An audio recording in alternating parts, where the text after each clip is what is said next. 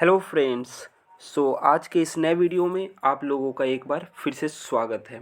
तो दोस्तों, आज के इस वीडियो में हम लोग हिस्ट्री के इम्पोर्टेंट क्वेश्चंस को डिस्कस करने जा रहे हैं और ये है सेट नंबर 10। 1 से लेके 9 तक चैनल पर ऑलरेडी अपलोड हो चुका है। आप प्लेलिस्ट ओपन करके देख सकते हैं और आप ज़रूर देखें क्योंकि वहाँ पे इम्पोर्टेंट क्वेश्चंस को डिस्कस किया गया है। तो चलिए आज के इस वीडियो को शुरू करते हैं और हमारा पहला क्वेश्चन है, who of the following which of the following is known as the father of Indian railway. 4 option है फ्रेंड, इनमें से किन्हें फादर ऑफ इंडियन रेलवे कहा जाता है। ऑप्शंस हैं Lord Dalhousie, Lord Ripon, Mahatma Gandhi या एम विश्वेश्वरैया। और यहाँ पर करेक्ट आंसर है दोस्तों लॉर्ड डलहौसी। ठीक है, इनको कहा जाता है फादर ऑफ इंडियन रेलवे।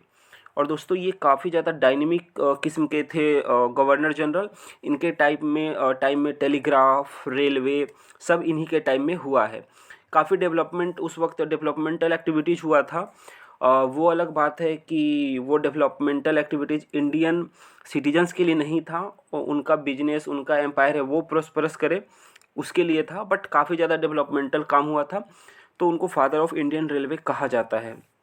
दूसरा ऑप्शन है लॉर्ड रिपन। दोस्तों इनको कहा जाता है father of local self government, यानी कि जब ये गवर्नर जनरल थे, भारत के वाइसरॉय थे, तो इन्होंने लोकल सेल्फ गवर्नमेंट को काफ़ी ज़्यादा प्रमोट किया था। और इन्हीं के टाइम पे हंटर कमीशन आया था 1882 में और इन्हीं के शासनकाल के दौरान इल्बर्ट बिल कंट्रोवर्सी हुआ था। तो आप ये भी याद रखें।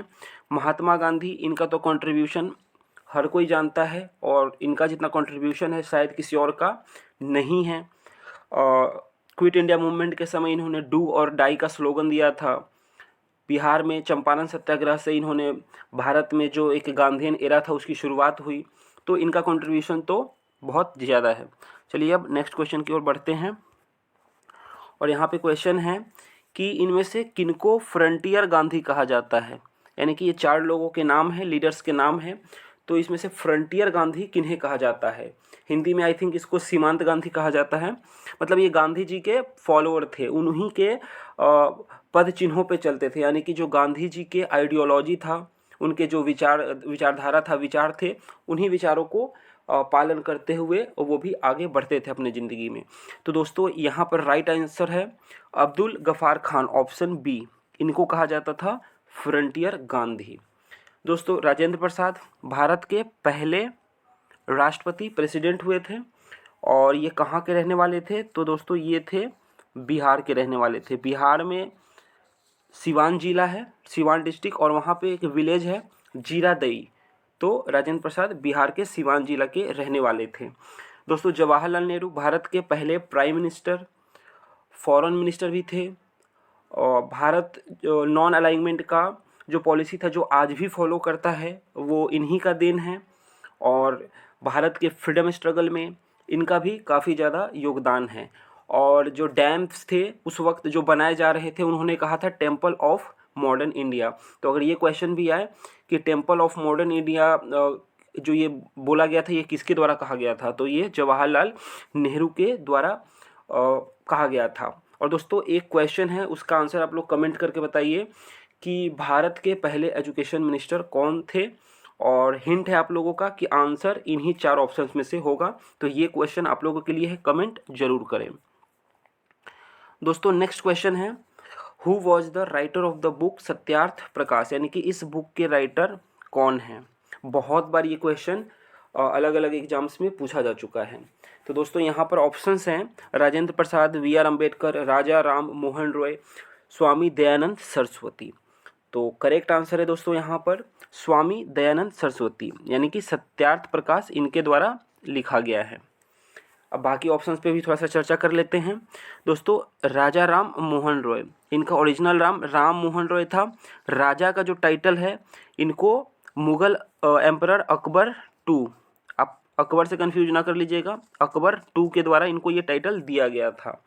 और राजा राम मोहन रॉय के द्वारा आत्मीय सभा और ब्रह्मो समाज की शुरुआत की गई थी।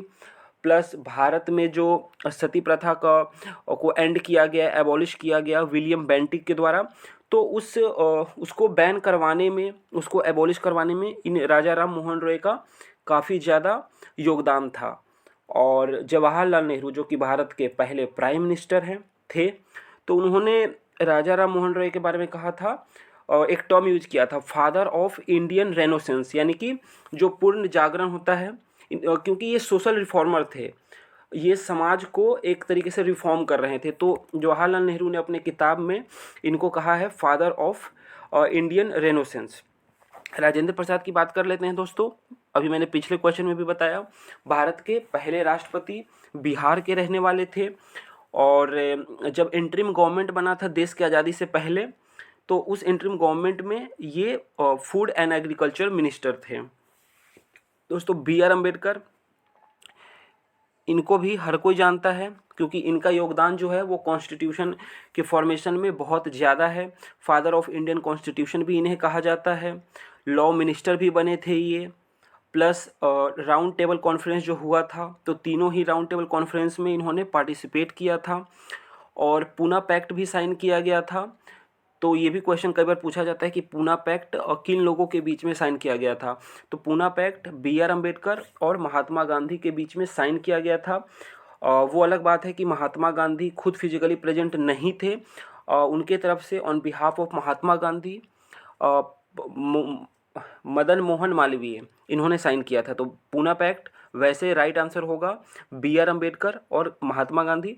बट अगर डिटेल में कहीं क्वेश्चन आया हो कि on behalf of Mahatma Gandhi agreement करते वक्त कौन प्रेजेंट थे, तो वो मदन मोहन मालवीय थे। चलिए अब नेक्स्ट क्वेश्चन की तरफ हम बढ़ते हैं। सो हमारा अगला क्वेश्चन है, in which year was the Hunter commission appointed by Lord Ripon for education reform. दोस्तों अभी मैंने पहले या दूसरे क्वेश्चन में आपको इसके बारे में बताया था कि हंटर कमीशन को अपॉइंट किया गया था लॉर्ड रिपन के समय। तो दोस्तों ये किया गया था 1882 में, और किसके लिए था, तो ये एजुकेशनल रिफॉर्म के लिए था। दोस्तों एक हंटर कमीशन जो है वो जालियांवाला बाग के इंक्वायरी करने के लिए भी आया था। तो आपको ये क्लियर रहना है कि जो हंटर कमीशन है वो कौन से हंटर कमीशन की बात की जा रही है। अगर आपसे हंटर कमीशन के बारे में पूछा जाए एजुकेशनल रिफॉर्म वाला, तो उसका राइट आंसर हो जाएगा 1882। लेकिन अगर हंटर कमीशन जालियांवाला बाग के बारे में पूछा जाए तो आप ईयर को लेके थोड़े से केयरफुल रहिएगा। ऐसा नहीं है कि जब वो जालियांवाला बाग इंक्वायरी वाला जो हंटर कमीशन है उसमें भी आप आंसर 1882 टिक करके आ जाएं और बोले कि सही है। तो दोस्तों ऐसा नहीं होने जा रहा है। आपने ध्यान रखना है, केयरफुल रहना है कि कौन से हंटर कमीशन के बारे में बात की जा रही है। दोस्तों 1857 में स्वतंत्रता के लिए पहला संग्राम हुआ था, फर्स्ट वॉर ऑफ इंडिपेंडेंस हुआ था। और यहाँ पर जो ईस्ट इंडिया कंपनी है उसके शासन को ख़त्म करके जो भारत का पूरा शासन था वो वहाँ के क्राउन के हाथों में चला गया था। तो काफ़ी बड़ा बदलाव हुआ था। तो 1857 इसलिए भी काफ़ी ज़्यादा इम्पोर्टेंट ईयर था। नेक्स्ट क्वेश्चन है दोस्तों कि भारत में पहला इंग्लिश न्यूज़पेपर पब्लिश हुआ था, तो वो कौन सा न्यूज़पेपर था, the statesman, the Hindu, Bombay Herald या बंगाल गैजेट। तो दोस्तों यहाँ पर राइट आंसर है बंगाल गैजेट। ये भारत का पहला इंग्लिश न्यूज़पेपर था जो कि पब्लिश हुआ था इंडिया में, एंड ये आई थिंक 1780 में हुआ था। आप एक बार चेक जरूर कर लें, बट आई थिंक यही राइट आंसर है 1780। बट आप इसको एक बार जरूर रीचेक कर लें इस वीडियो के बाद। अगर हिंदू की बात करें दोस्तों, जो कि यूपीएससी तैयारी करने वाले बच्चों के लिए गीता है, बाइबल है, कुरान है, तो इसकी शुरुआत सुब्रमण्यम अय्यर के द्वारा की गई थी। चलिए अब नेक्स्ट क्वेश्चन देखते हैं क्या है। The tribal revolt name Songram Sangma, ये किस राज्य में हुआ था, किस जगह पे हुआ था, बिहार, उड़ीसा, वेस्ट बंगाल या फिर असम।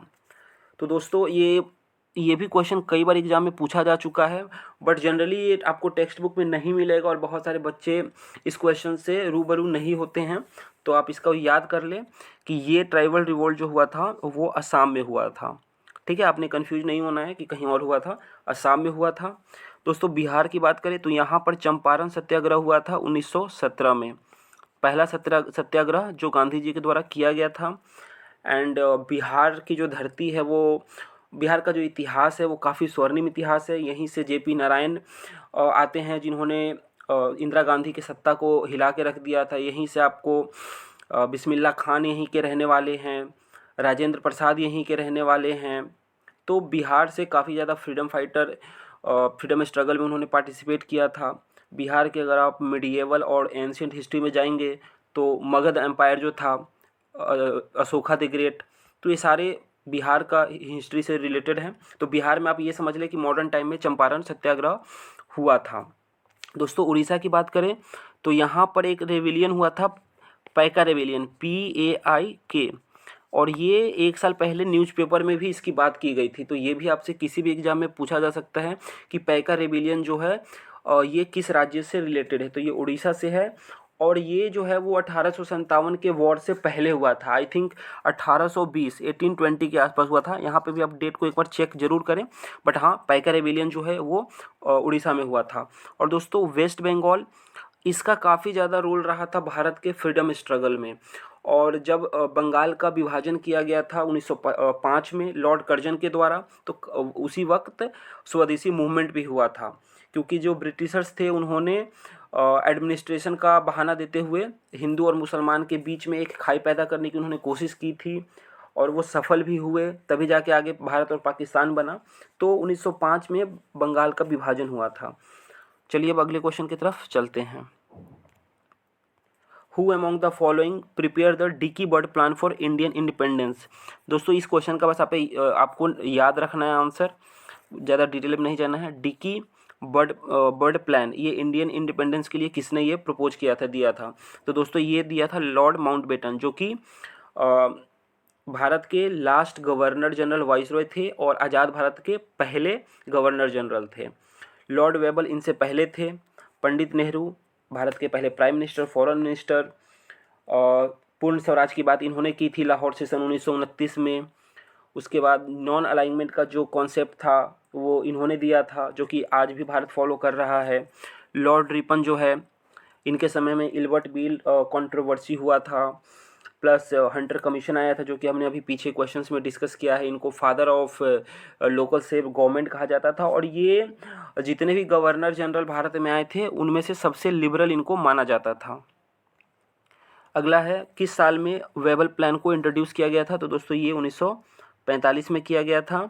और 1942 में क्या हुआ था? तो क्विट इंडिया मूवमेंट हुआ था। डू और डाई का जो स्लोगन था वो गांधी जी ने इसी मूवमेंट के दौरान दिया था। 1947 में हमारा देश आज़ाद हुआ था। तो आप इन डेट्स को भी याद रखें। इनमें से किस जगह पे गांधी जी ने फोइनिक्स फार्म को सेटअप किया था, इस्टेब्लिश किया था? तो दोस्तों ये डरबन में किया था। तो यहाँ ऑप्शन ए डरबन सही है। और डरबन कहाँ पे है? तो डरबन है साउथ अफ्रीका में। दोस्तों गांधी जी साउथ अफ्रीका में उन्होंने काफ़ी टाइम बिताया था, 1893 से लेकर 1914 तक। तो वहाँ पे भी उन्होंने कई सारे सत्याग्रह किए थे। तो इन्होंने फोइनिक्स फार्म और टोलस्टॉय फार्म भी उन्होंने वहाँ पे बनाया था, ताकि वहाँ पे वो लोग रहते थे जो कि गांधी जी के साथ उनके सत्याग्रह में सपोर्ट करते थे। तो ये डरबन में है। नेक्स्ट क्वेश्चन है, who among the following annulled the partition of Bengal, यानी कि जो पार्टीशन ऑफ बंगाल हुआ था उस फैसले को रिवर्स किसने किया था, वापस किसने लिया था? तो दोस्तों ये करने वाले थे लॉर्ड हार्डिंग, और ये सन 1911 में हुआ था। 11 या फिर 12, आप कमेंट करके बताइए, मुझे थोड़ा कन्फ्यूजन है, बट आई थिंक 1911 में हुआ था। तो मैं तो 1911 कह रहा हूँ, बाकी आप एक बार चेक जरूर करें।